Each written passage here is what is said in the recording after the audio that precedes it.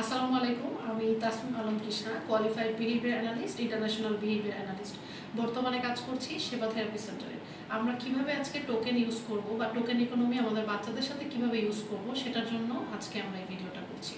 প্রথমত আমরা টোকেনের জন্য চাইলে স্মাইলি ইউজ করতে পারি অথবা স্টার ইউজ করতে পারি। এটা ডিপেন্ড করে আপনার বাচ্চা কোন জিনিসটা পছন্দ করে তার উপরে।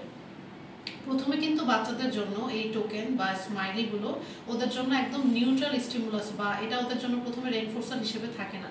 আমরা সাধারণত বারবার ব্যবহার করার মাধ্যমে একটা বাচ্চাকে এটা বুঝাই যে তুমি যখন এটা পাবে তারপরে তুমি তোমার পছন্দের জিনিসটা নিয়ে খেলতে পারবে, এবং বারবার প্রেজেন্ট করার মাধ্যমে একটা বাচ্চা বুঝতে পারে ইভেনচুয়ালি যে ও টোকেন পেলে ওর পছন্দের জিনিসটা নিয়ে খেলতে পারবে।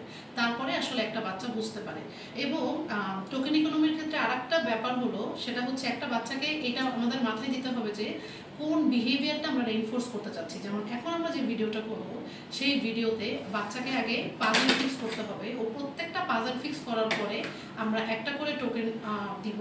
তো একটা করে টোকেন পাওয়ার পরে যখন ওর ইভেনচুয়ালি 5টা টোকেন হয়ে যাবে তারপরে ও গাড়িটা নিয়ে খেলতে পারবে। আমাদের টোকেনটা আমরা আগে দেখাচ্ছি। টোকেন বোর্ডটা এখানে লেখা আছে I am working for, suppose আমরা এখন এটা দিব যে আমরা গাড়ির জন্য কাজ করছি, এবং প্রত্যেকটা পাজল রাখার পরে 5টা যখন হয়ে যাবে তারপরে বাচ্চাটা গাড়ির এক্সেসটা পাবে।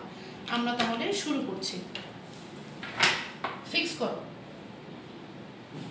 ওয়াও, তুমি অনেক সুন্দর ফিক্স করেছো। এই যে তোমার টোকেন, নাইস। ফিক্স করো,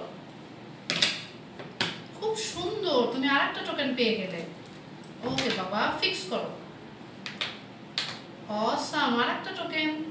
তোমার আর 2টো টোকেন আছে, তারপরে তুমি গাড়ি নিয়ে খেলতে পারবে বাবা। ফিক্স করো। নাইস, অনেক সুন্দর কাজ করছি। Last one. ওয়াও, তোমার 5টা টোকেন হয়ে গেছে। তুমি এখন এই গাড়ি নিয়ে খেলতে পারবে। থ্যাংক ইউ বাবা।